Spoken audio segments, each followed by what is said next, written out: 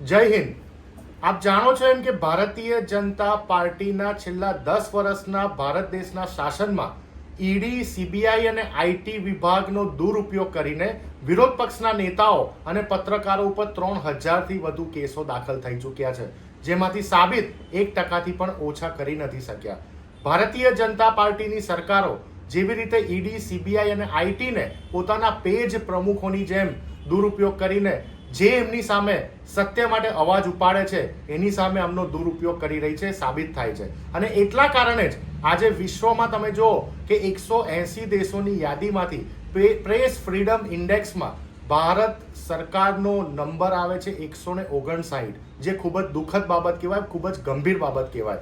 જે રીતે તમે જુઓ કે ભૂતકાળમાં પણ વડોદરા શહેર હોય, ગુજરાત હોય કે ભારત દેશના પત્રકારો અથવા મીડિયા હાઉસ જ્યારે એમને સરકારની સામે અવાજ ઉપાડ્યો છે, જ્યારે સરકારની ખોટી નીતિઓને ખુલ્લી પાડવાનો પ્રયાસ કર્યો છે, ત્યારે એમના ઉપર ઈડીના માધ્યમ દ્વારા, આઈટીના માધ્યમ દ્વારા, સીબીઆઈના માધ્યમ દ્વારા દરોડા પાડીને એમના અવાજને કચડી નાખવાનો પ્રયાસ કર્યો છે. એવી જ રીતે આજે જો કે ગુજરાત સમાચાર જે 93 વર્ષથી પણ વધારે ગુજરાતની જનતાનો અવાજ બનીને હંમેશા જે પણ કોઈ પાર્ટીની સરકાર સત્તા ઉપર હોય એ સરકારની ખોટી નીતિઓને જ્યારે ખુલ્લી પાડતી હોય એવા સમયે ગુજરાત સમાચારના સંસ્થાપક એવા બાહુબલીભાઈ શાહને ઈડીએ આજે એરેસ્ટ કર્યા છે. આ સાબિત કરે છે કે ભારત દેશની લોકશાહીના ચોથા સ્તંભ ગણાતા એવા મીડિયા અને પત્રકારો ઉપર આ સીધો એટેક છે. આ ભારતીય જનતા પાર્ટીનો એટેક માત્ર ને માત્ર મીડિયા હાઉસ અને પત્રકારો પર નહીં, પરંતુ ભારત દેશના લોકશાહી ઉપર છે.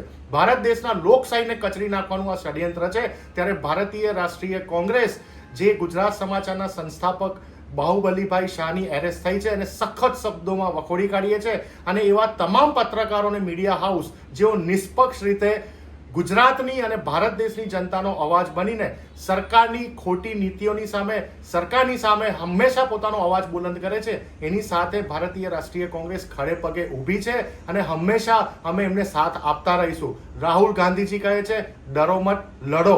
હવે સમય પાકી ગયો છે કે ભારતીય જનતા પાર્ટીના આ તાનાશાહની સામે સૌએ એક થઈને લડાઈ આપવી પડશે. ભારત માતા કી જય.